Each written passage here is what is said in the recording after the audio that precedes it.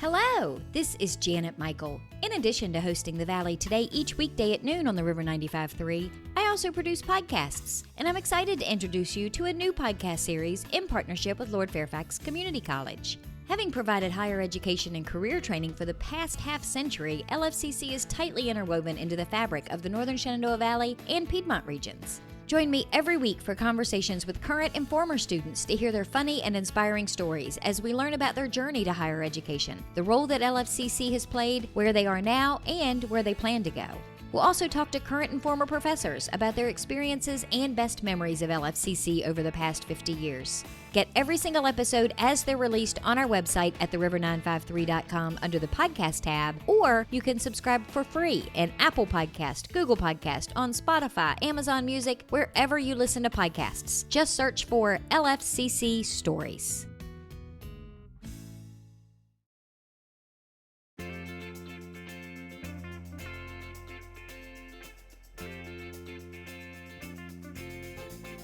Hello and welcome to the Valley Today. I am your host, Janet Michael. Happy Friday. As you are listening to the show today, you have made it through another beautiful week.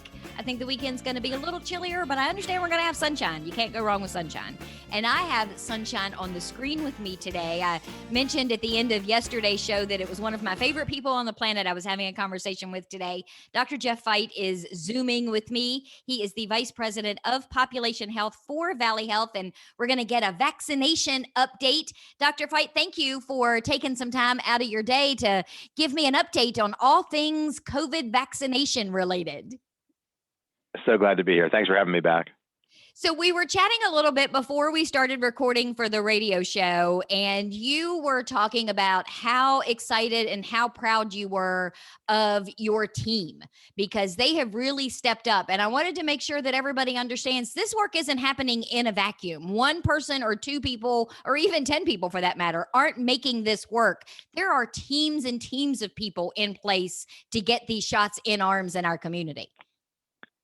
You're so kind to bring that up. So it's worth talking about at a couple of levels. So at personal pride, our team, the Valley Health team, there's a half a dozen folks who work on this every day, and who we have a management engineer who's just been incredible at designing our schedules and doing the daily work to make it all this positive feedback we've gotten on the experience. She's responsible for so much of that. She's done an incredible job. We have an operations lead in our Winchester practice, in our Winchester clinic that we partner with Shenandoah University, who's on site many days and is responsible for the functioning there. We have a similar person in our southern region, our pharmacy support, our marketing support. Our marketing team has been incredible, not just outwardly facing marketing, but helping with the internal messaging and all that stuff. So that team has just been incredible. But even more than that, there's two other groups that are worth mentioning really quickly. One is the volunteer community. I think we're almost up to 1,000 people who have volunteered in one of our clinics, and I say our, meaning our community clinics. And as the population and community health officer for Valley Health, I see that as such an incredible opportunity, right? We organized, we did some good work up front. I mean, we'll take a little credit for that. But at the end of the day, we got more vaccine based on the state's trust that this community could care for itself. And I mean that in the broadest sense. 1,000 people coming and giving shots because they know how to give a shot, or sitting at a desk and checking people in because they can use a computer, giving of their own time to serve their community and help us get to the end of this. We've been recognized nationally on PBS. We've had some pieces on NBC News in DC, et cetera. So it's really an amazing story of community engagement.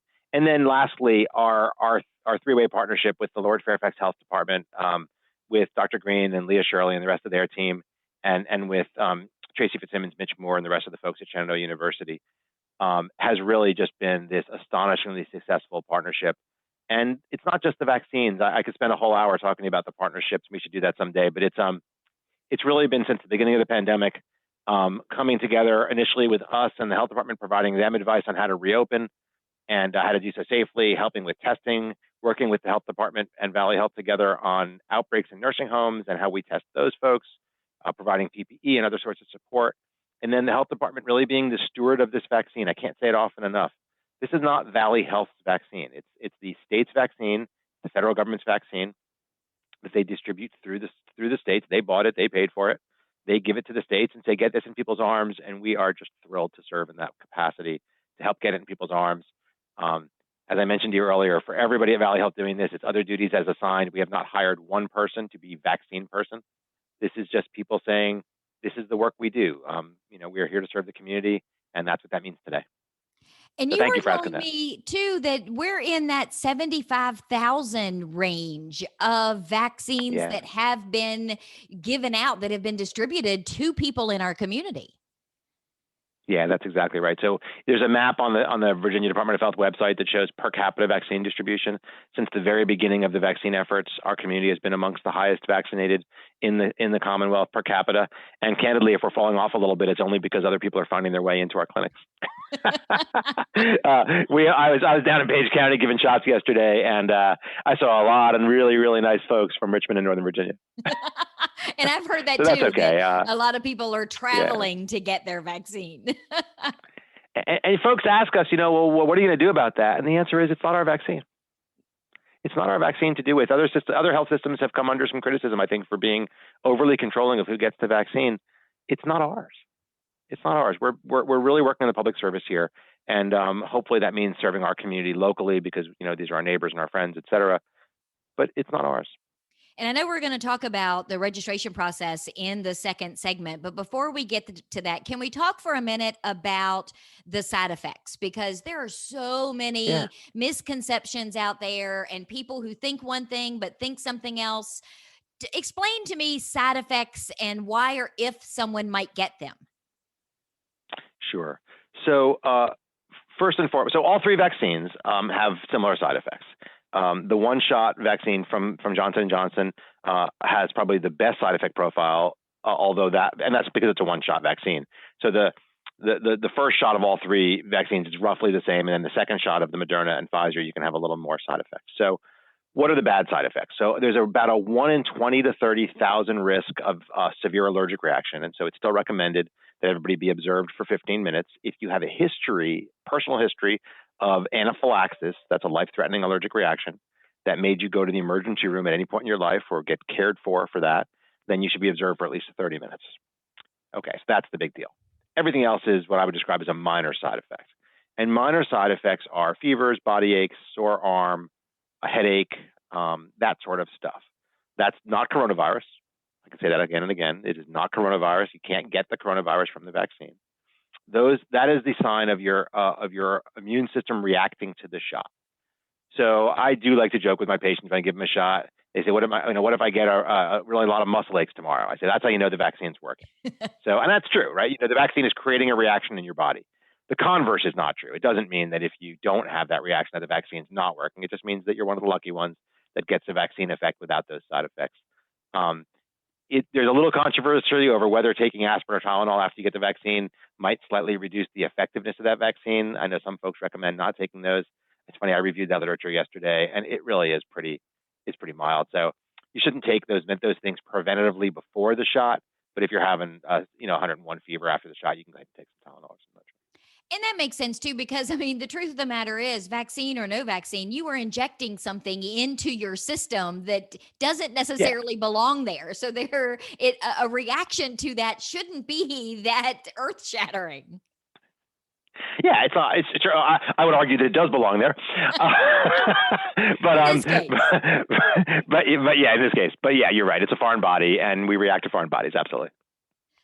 So I tell you what. Oh, and hey, while we're on that subject, the other myth buster thing we really need to do is there's still noise in the world about the vaccine causing difficulties with childbirth, infertility. That is just bunk.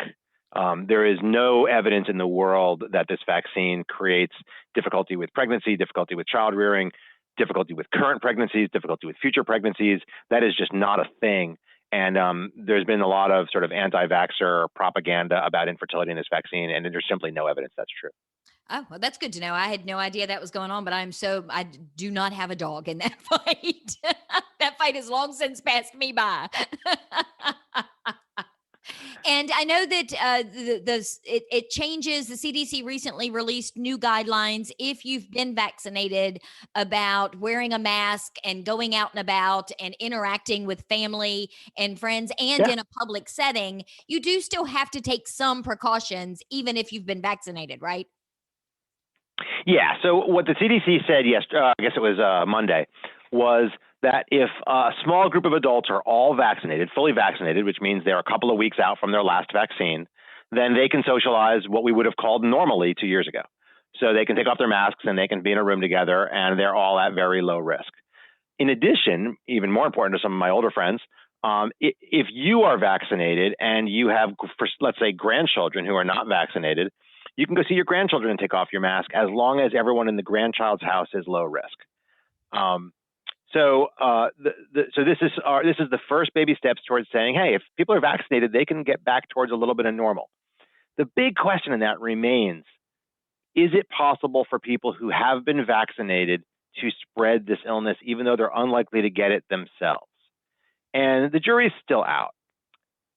My guess at that, and then I want to put this in bold, it's just my speculation. My speculation is that that is going to be true but rare. Because this disease does have an asymptomatic phase, it does have people who can have it and not really have symptoms. I think we are going to rarely see vaccinated people get asymptomatic COVID. And if they have asymptomatic COVID, they could potentially spread it to somebody who's not vaccinated. It's just not going to be, I just don't think it's going to be common because the vaccine prevention really does seem to reduce that. And there's some studies starting to come out about that. So we don't yet have national guidance on it. We're still waiting. And that's why we have the advice that in public places, still wear your mask, even if you're vaccinated, until we know more. But in small groups of fully vaccinated adults, you can take off your mask. Fantastic. Well, let's take a quick break. When we come back, I mentioned this a second ago, I want to talk about the registration process, who is eligible to get a vaccine now, and how that process works. Can we do that in the next segment? That sounds great. Thank you so much. Okay, we're going to take a quick break. When we come back, we're going to continue our conversation on the Zoom screen. We are chatting with Dr. Jeff Feit. He is the Vice President of Population Health for Valley Health. We're talking about the COVID-19 vaccination process, registration, and all of that stuff that's happening throughout our community. And we're going to continue that conversation in just a couple of minutes. Got a financial decision to make or a goal to reach, but you don't know where to start? You've come to the right place. Introducing Quick Money Chats with the Northern Shenandoah Valley Financial Education Program. Visit tinyurl.com/quickmoneychat to schedule a virtual chat with a staff member or trained volunteer. We won't tell you what to do, but we will give you the tools you need to choose wisely. And because Virginia Cooperative Extension is part of Virginia Tech and Virginia State, your land-grant universities, you can be sure that our information is credible and trustworthy. And you'll know that we aren't trying to sell you something. Maybe you want to improve your credit score, or reduce your banking overdraft fees, or even figure out if you can afford to buy that car. Sorting through tons of information on the internet can be overwhelming, and sometimes it can be hard to know who to trust. Schedule a Quick Money Chat and get the information you need to take action. Go to tinyurl.com/quickmoneychat and get financial education personalized for you.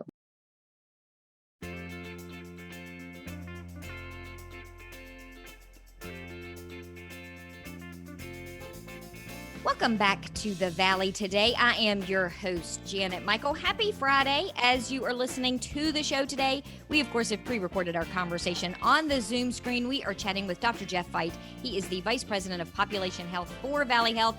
We talked in the first segment, Dr. Feit, about how incredible that it has been that this community has come together, that partnerships between the health department and Shenandoah University and Valley Health and all these pharmacies and all of these people have really come together to get so many shots in arms.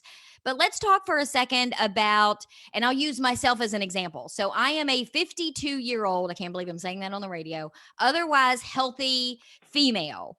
I am not eligible at this stage of the game for a vaccine.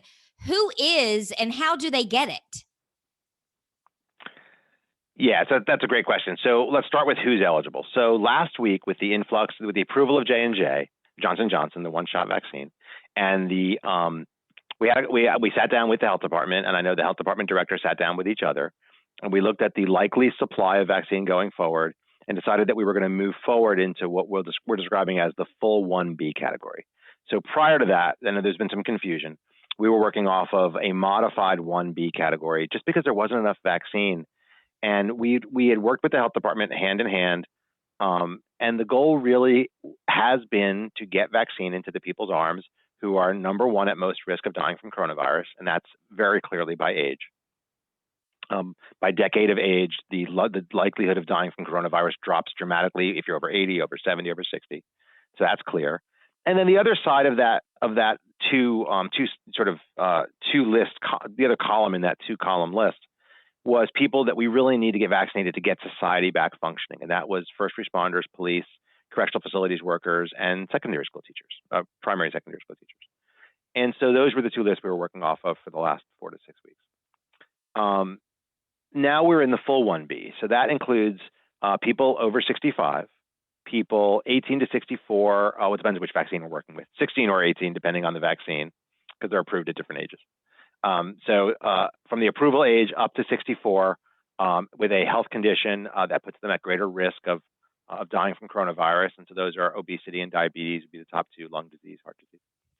And then on the occupational side, it's police, fire, corrections, and childcare pre-K teachers like we've been doing. And then food and agriculture workers, including veterinarians, manufacturing, grocery store workers, public transit workers, mail carriers, continuity of government, so frontline government workers, clergy and faith leaders, and janitorial and cleaning staff are in that next group. So anyone in any of those jobs or any of those categories is eligible now. And we are going to, even though we're going to see probably a little dip in vaccine availability next week, we got a big burst this week, and then we're going to go through those. And I suspect we'll have a little bit of a lag until we get more vaccine the following week. But we're going to stick with this expanded group. So how do you get it? How do you get the vaccine? So this is where we have these incredible people working every day, and I'm really indebted to them for the amount of work they've done to try to keep this clean, as hard as it is. So from the beginning, Valley Health has worked with what we internally refer to as the Ticketmaster system. So you and I are the same age, Janet. And so we both remember waking up on at 10 o'clock, the Ticketmaster thing opens and you want to go see U2 and you got to keep dialing until you get them tickets, right? That's how it works. And so for anybody younger in your audience, they have no idea what we're talking about, but that's how you used to get concert tickets. So we've been left with that being our best solution, that we open it up, we tell people when it's going to open, we open the slots, and it's click until you can get one. And we thought of that as being fair. We've also had a phone line for people who don't have internet access. The waits have been really long, but we've tried to be very intentional about getting some of those people in every clinic. And that's been what we've been the best we had. So that was up until 2 weeks ago. Then the state made a great advancement, and the state said, look, we are going to launch vaccinate.virginia.gov. And vaccinate.virginia.gov is a pre-registration list. And the idea was, if we can get everybody registered for a vaccine that wants one, as soon as we can electronically handle that list, as long as we can sort it and take chunks of it and use the email addresses on it and get these machines to talk to each other, we'd be able to take any sub-list of vaccinate.virginia.gov and sort it by zip code, sort it by age, sort it by whatever, and send each of those people an email saying it's your turn. And that would become our better process. We could simply go by, the 18 or 25 or whatever it is zip codes we serve most, and go by age or by risk factor, because there's more data in there than just age, and invite people with an email to come to our clinics. Unfortunately, the machines don't talk to each other yet. So I know there's a ton of people working on that. I know that is still the desired state. As you can imagine, the idea that we would have people calling people from the state list and trying to catch people on the phone, make an appointment, the amount of person power that would take to get a list of 2,000 people every day appointments would just be overwhelming we couldn't do it. So right now we're still in Ticketmaster land. We don't believe it's the best way to do it. We understand. We had a little snafu earlier this week where we had to reschedule some folks, and we apologize for that. It's the first time that's happened. People were gracious about it and moved to the next day to a different vaccine, but we were able to get them the next day. So even though I'm not in the category that's eligible now, should I still go on that website and register so that when my category opens, I'm already in the system, or should I be waiting to do that? I think you can. I should know the answer to that, and I'm not sure that I do, but I think you can. And I think it'll give you the chance to say which group you're in. So yeah, if it doesn't, I know that they're asking all 1Bs to go ahead and sign up. But I think anybody can go in and sign up and just correctly identify yourself as not being at high risk. Yeah. And then you mentioned earlier the age depends on the vaccine. So let's talk about kids for a minute, because some of the Yeah. vaccines are at 16, some are older. What's the status of getting children vaccinated? Yeah. So it's just really what was studied in their initial studies. And I'm going to get this wrong. I think it was Pfizer that did 16 and Moderna did 18. It might be the other way around. I can't remember. But Johnson & Johnson's definitely 18. And so it's really just who was in the study. They just go by who was in the study that they did and just how they set that study up. And what will have to happen now, and I'm sure this is happening for all three vaccines, is they're now studying the vaccine. The safety profiles of these vaccines have been extraordinary. Serious side effects are almost zero. And so I'm sure they'll be quick to now study them in younger people and all the way down, hopefully, eventually to babies, where we can do this as part of our initial vaccine series.